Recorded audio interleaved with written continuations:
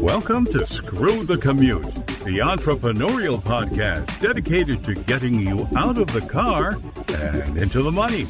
With your host, lifelong entrepreneur and multimillionaire, Tom Antion. Hey everybody, it's Tom here with episode 444 of Screw the Commute podcast. I'm here with Sam Silverstein. And I got to tell you, we go so far back that I know a lot of people are going to have to look this up on Google because they won't know what I'm talking about. But he used to duplicate my CDs for me. A lot of you don't know what those are. Google it. That's how ancient we are. So we'll bring him on in a minute. He's got some great things on employee accountability and retention. He's one of the experts in the world on that topic. So hope you didn't miss episode 442, referral marketing. Just one of the statistics of that should jump out at you. People are 4 times more likely to buy if they're referred. And there's loads of ways to do it. And I cover them all on that episode 442. And it's, obviously, to get to 442, you got to do something. So you got to go to screwthecommute.com and then /442. That's how you get to all back episodes. And this episode is 444. You'll want to make sure to bookmark it because he's going to have some great tips for you. All right.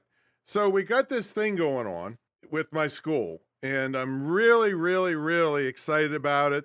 I've done a lot of good things in my life, but this one I'm hoping this goes over the top to change some people's lives. So we have a pilot program going on with my school where we have 4 scholarships we're giving out to people with physical disabilities because the school is perfect for that. Of course, I've been preaching that for 23 years, but all of a sudden people recognize, oh, we can work from home. I didn't know that. Yes, I guess you can. So we got 4 people enrolled in a scholarship program, and we're doing a GoFundMe account to finance the whole thing.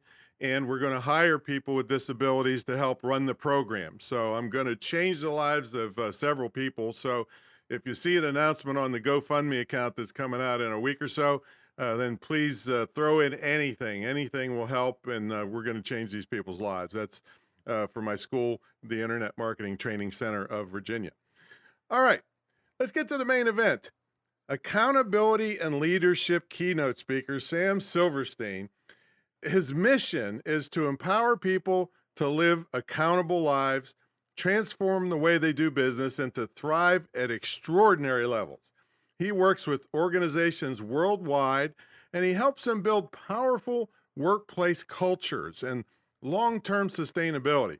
He's the founder of the Accountability Institute and the Certified Accountability Advisor. He's going to definitely tell you about that. It's something could be a great revenue stream for some of you out there.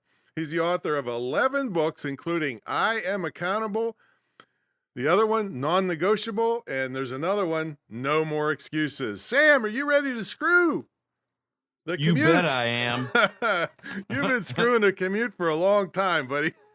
I know, and I've invested a lot to make sure that I don't have to commute. So I'm grateful to be here with you. It's good to see you, hear you again, and to have this conversation. Yeah, and it's I'm sorry to kind of out you about the CD thing, but we're very transparent here. Oh man, yeah, I was trying to cover up those tracks, but yeah, I had a duplication business. We were duplicating CDs and DVDs, and we did a lot of business together over the years. And you know what? It was a great revenue generator, and we ran that whole thing from our home.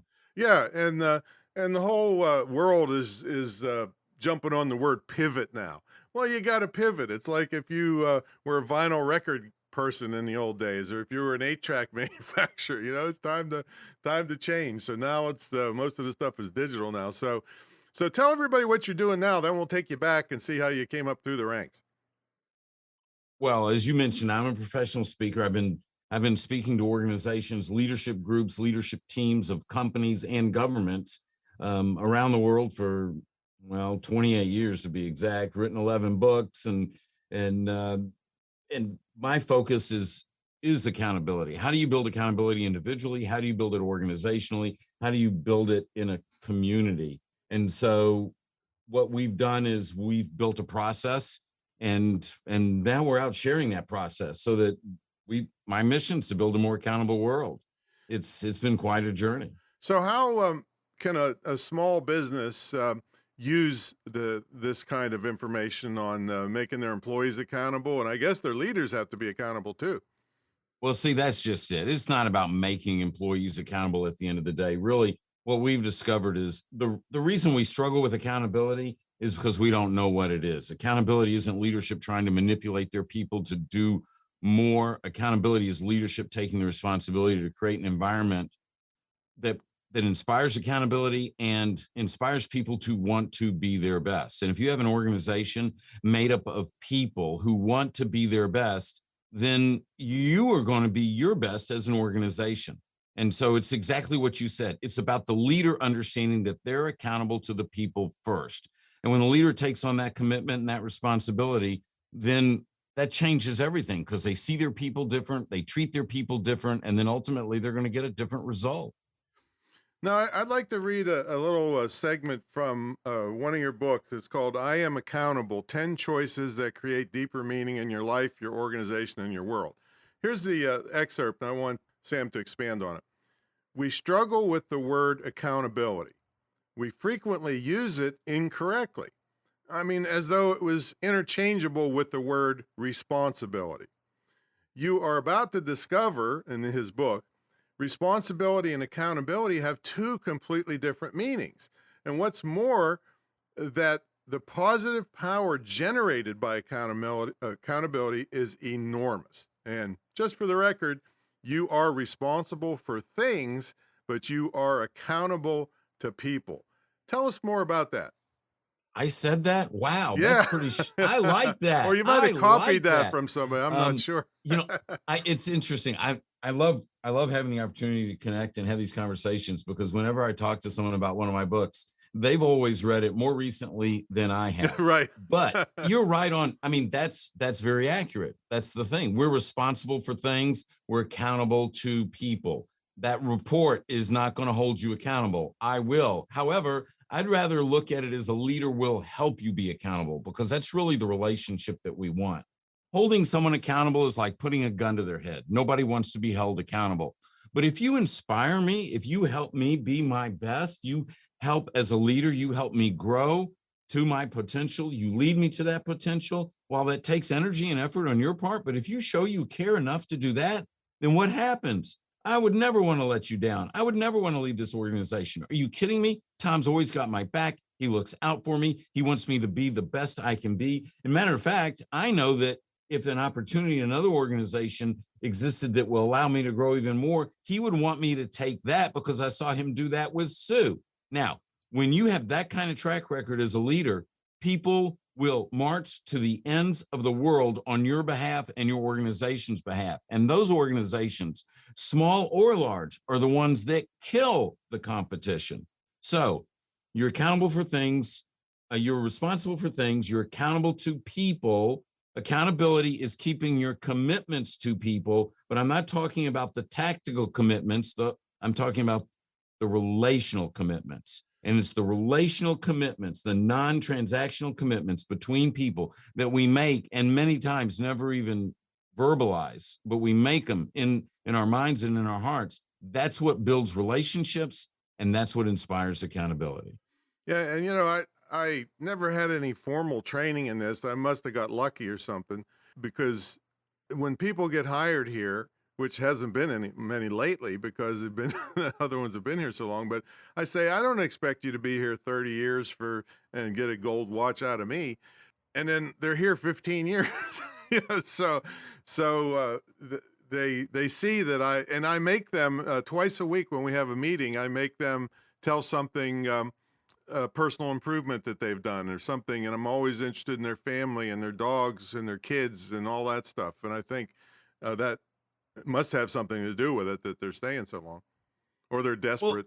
Well, yeah, because, well, yeah. I mean, I seriously doubt you're the only job that they could get. And so what happens is, when people want to be recognized as human beings and appreciated, and when you care, first of all, what's more important to you than your family?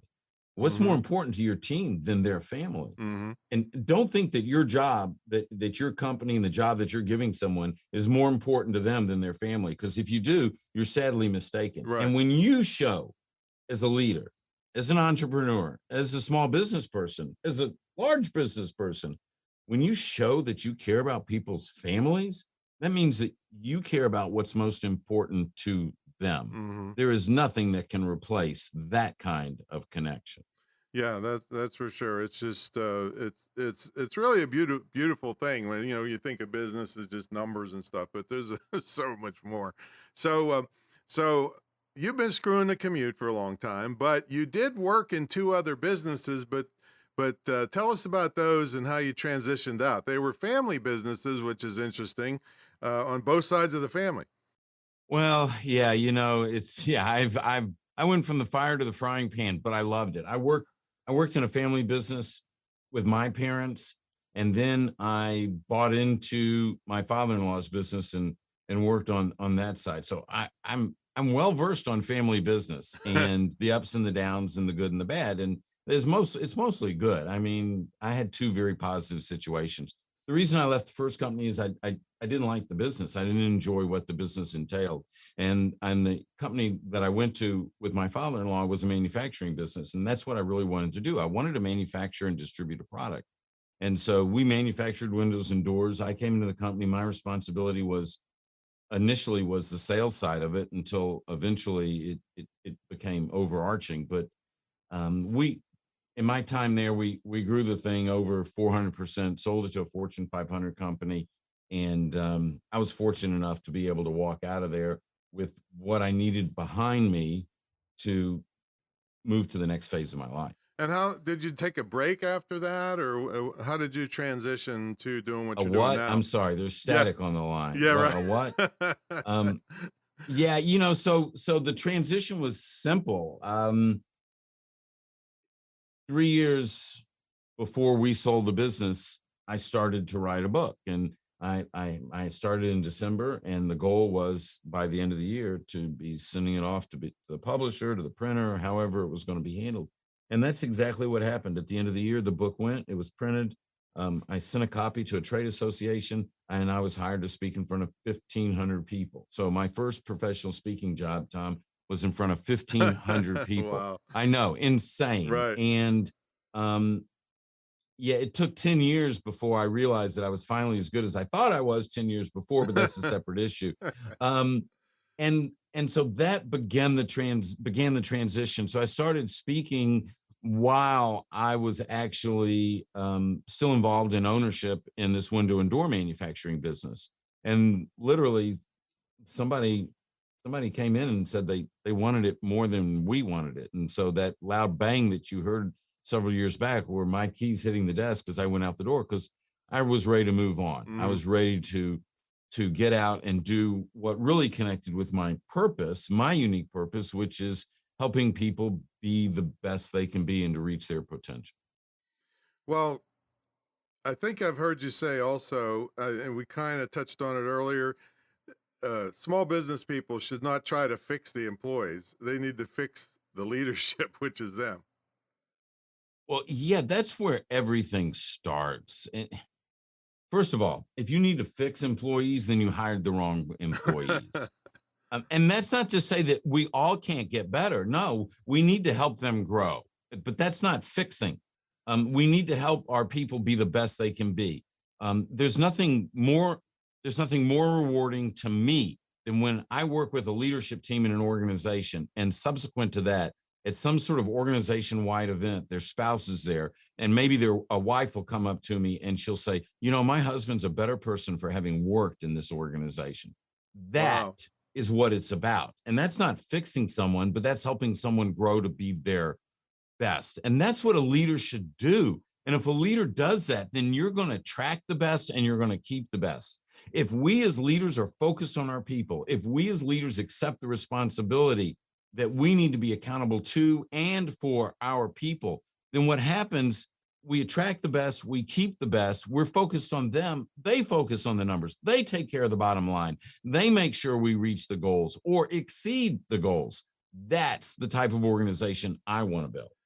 All right, so let's take this down to some real practical tips for a lot of people that have small businesses don't even think of themselves as leaders or read leadership books. They're just putting out fires every day and trying to keep the bills paid. So, what are some of the things that really small businesses can do to improve their leadership ability to make the whole thing better in the long run?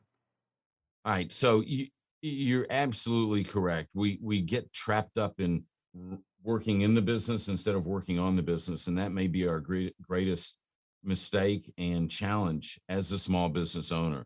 So we need to not just look at the tactics of the business, we need to look at the spirit of the business, of who we are as an organization. We need to, it's imperative that we make time to work on the business, and I guarantee you will get a return on that. Tactics are abundant. I don't care what business you're in. I can learn the tactics and be as good tactically as you are. Just go on YouTube, look it up, learn the tactics. Give me an afternoon. That's not a problem. But the spirit of the business is what differentiates you. Your relationship with your people, how your people interface with the customers. And believe me, how they interface with the customers is a direct correlation to how you interface with them. Mm-hmm. So where does it start? Well, first of all, we need to be continuously growing ourselves. You've already mentioned that. You need to be reading a book, listening to a book, watching a video on YouTube. Their personal development is critical. Second of all, as a small business owner, you define your culture through your values.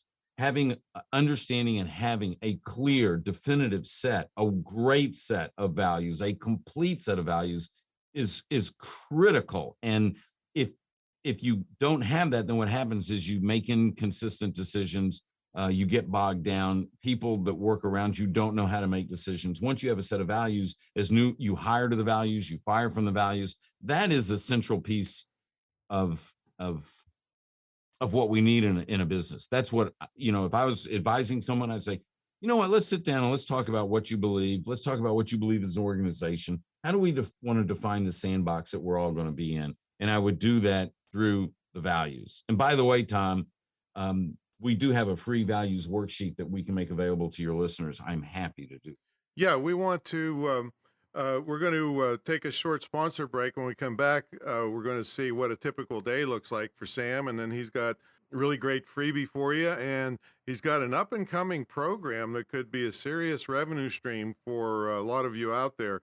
A lot of people are coaches and consultants and speakers on my list. So, I don't really promote a lot of this stuff because I don't trust the people running a lot of the people that do certification programs, but I trust Sam, well, at least enough to copy a couple CDs for me. So Thank you. so he meant thank you, I think. So folks, about 23 years ago, I kind of turned the internet marketing guru world on its head in that people at my level were charging 50 or 100 grand up front to teach you what they knew. And I knew a lot of these people. When you give them 50 grand up front, you'd never see them again. So I said, nah, that's too risky, and it's not right to put small business people in that dangerous financial position. So I said, okay, I'm going to turn this upside down. And I made them all mad because I charged like 10% of what they were charging as an entry fee. And then I tied my success to their success. So for me to get my 50,000, you have to net 200,000. Well, people really liked this idea because they knew I wouldn't disappear on them. And 1,700 plus students later, in 23 years, it's still going strong. And it's the longest running, most unique, most successful digital and internet marketing mentor program ever. And I triple dog dare people to put their up against mine, and nobody will do it because it'll put them to shame. It's so unique. You have an immersion weekend at this giant retreat center in Virginia Beach. We have a TV studio here where we shoot marketing videos for you. Everything is one-on-one. We don't lump you in with groups where you're either lost because we're talking advanced or you're bored because we're talking basic. So it's one-on-one. Anybody, myself and my staff, will take over your computer, show you where to click. Nobody at my level will even talk to you, let alone do this kind of stuff. So it's crazy, really powerful like that. Plus, you get a scholarship to the school I mentioned earlier where we're doing the pilot program. And we had one guy join the mentor program, gift this to his daughter, and after 4 months in the school, she's making $6,000 a month as a side hustle. So it's really powerful, hardcore skills that are in high demand that I've been using since 1994 when the commercial internet started, and kept this beautiful lifestyle business I have and helped thousands of others. So check it out at imtcva.org is the school. And then the mentor program is greatinternetmarketingtraining.com, greatinternetmarketingtraining.com. Give me a call. I'm very accessible. I'd love to help you. And you can gift that program, like I said, to some young person, and it would be one of the best legacy gifts you could ever give them, because instead of, hawking your house to send them to 4-year college to learn how to protest, and then they get out and compete for jobs at Starbucks, they'll have a skill that's in high demand by every business on earth. So check it out. All right, let's get back to the main event. Sam Silver, I'm kind of embarrassed because I've known this guy for 2,000 years, and one time I said Silverstein, and one time I said Silverstein, and I really don't know. It's somewhere in between, I guess. So we'll go with Silverstein, and I'm not worried. Silverstein, and it was just always Sam to me because that was my dad's name, so he gets extra bonus points for that. But so Sam, tell him what a typical day looks like for you. Now, all of us speakers had a drastic change during this pandemic. So how's that going for you? And then you got some great gift for them, and tell them about your certification program. Wow, that's a lot there. Typical day. I'm up at about 5:15. I jump on to Clubhouse for a little while and hang out in a room on Clubhouse, sharing, learning. And then I like to get that in early. What kind of rooms do you hang out in? Well, one of the ones is the success.com breakfast achievers club. Mm-hmm. I do my own room on Friday afternoons at 4:00 Eastern time, where we talk about personal growth, changing the way we think. That's and today. Changing our We're recording on a Friday. Awesome. Yeah. There we go. Yeah. This afternoon at 4:00 Eastern, I'm on Clubhouse. Would always welcome people to join in. And then Wednesday mornings, I do actually do a 7:30 Eastern, a room on, it's called the Culture Conversation. PM or AM? AM. Mm-hmm.